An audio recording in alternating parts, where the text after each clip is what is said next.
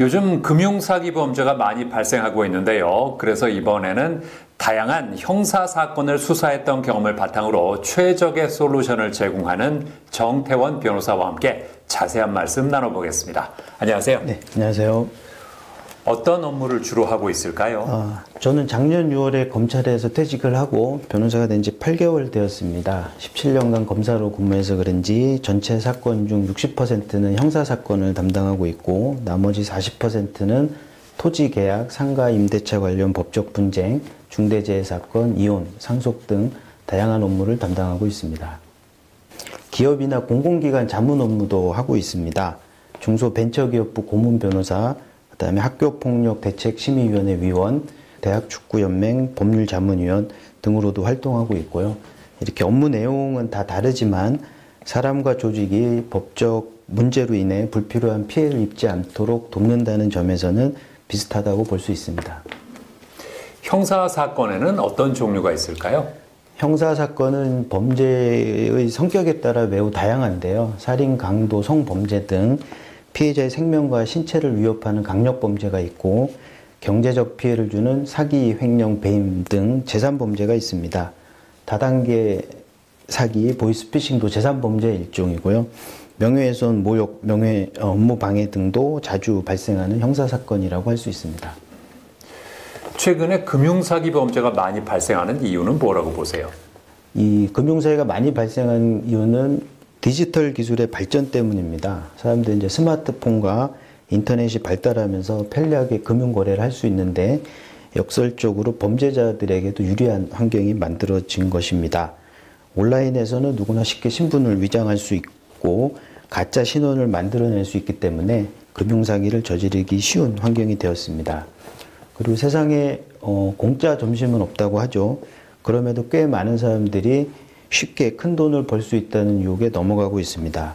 고수익을 보장한다, 단시간에 투자금의 몇 배를 벌 수 있다는 말에 현혹되어서 투자 사기나 다단계 금융 사기에 빠지는 경우가 많이 있고 보이스피싱, 메신저 피싱 피해도 점점 늘어가고 있습니다. 금융사기에 대처할 수 있는 방법은 뭘까요?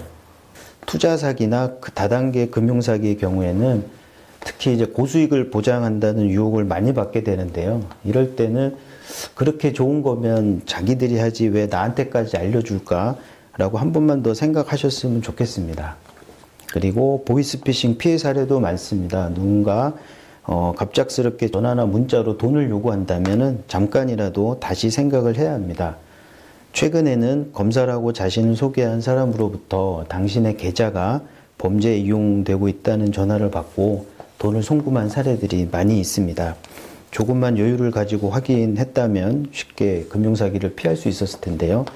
이럴 경우에는 반드시 전화를 끊고 해당 기관에 공식 전화번호로 연락해서 사실 여부를 확인하는 것이 중요합니다. 메신저 피싱도 가족들에게 꼭 확인을 해야 하고 출처가 불분명한 URL도 섣불리 눌러서는 안 되겠죠. 그리고 경찰청에서는 금융사기 예방 앱이나 서비스를 제공하고 있기 때문에 이걸 활용하는 것도 좋은 방법이라고 하겠습니다. 금융사기에 휘말려서 소송을 당했다면 어떻게 해야 할까요? 보통 이제 친구나 지인의 부탁을 거절하기 어려워서 본인의 통장이나 인감증명서, 주민등록증 같은 개인정보를 넘겨주었다가 본인도 모르는 사이에 사기 범죄에 연루되는 경우가 꽤 많이 있습니다. 이럴 경우에는 침착하게 상황을 파악하고 관련 증거를 꼼꼼하게 수집해 놓는 것이 중요합니다. 통장을 빌려주었거나 개인정보를 제공했다면 상대방과 나눈 문자, 통화 내역, 이메일 등 관련 자료를 모아둔 다음에 전문가와 상담을 해서 대응하는 전략을 세우는 게 좋습니다. 사건 초기에 철저히 대응하는 경우 혐의를 벗는 경우가 꽤 있습니다. 금융사기의 처벌 수위는 어떻게 됩니까? 금융사기는 형법상 사기죄에 해당하는데 법정형은 10년 이하의 징역 또는 2천만 원 이하의 벌금형입니다. 만약 피해 회복이 되지 않는다면 실형을 선고받을 가능성이 높고요. 범죄의 조직성, 계획성, 피해 규모 등에 따라 형량이 가중될 수 있습니다. 피해 금액이 5억 원 이상이면 3년 이상, 50억 원 이상이면 5년 이상의 징역형으로 가중처벌을 받게 됩니다. 특히 대규모 피해를 초래한 범죄자들은 중형을 선고받는 경우가 많고 점점 처벌이 강화되고 있는 추세입니다. 자신에게 맞는 변호사를 선임하는 방법은 뭘까요? 처음 변호사를 하고 상담을 할 때 이 변호사가 직접 나의 사건을 맡아서 처리하는지를 확인하는 게 중요합니다. 때로는 상담을 해준 변호사와 일을 처리하는 변호사가 다른 경우가 꽤 많이 있는데 이렇게 되면은 사건에 대한 이해도와 집중도가 떨어지기 때문에 질 좋은 법률 서비스를 받기가 어렵습니다. 그리고 또 하나 고려해야 할 요소는 성실성입니다.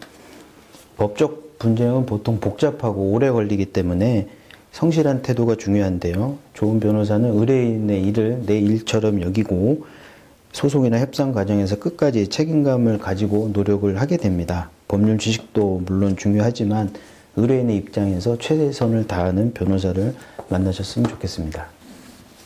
앞으로는 어떤 계획이 있을까요?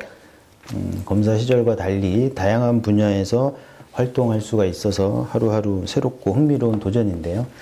검사 시절 쌓은 경험과 변호사로서의 전문성을 더 키워서 법적 어려움을 겪고 있는 분들에게 실질적인 도움을 드리고 싶습니다. 네, 오늘 말씀 잘 들었습니다. 감사합니다. 네, 감사합니다.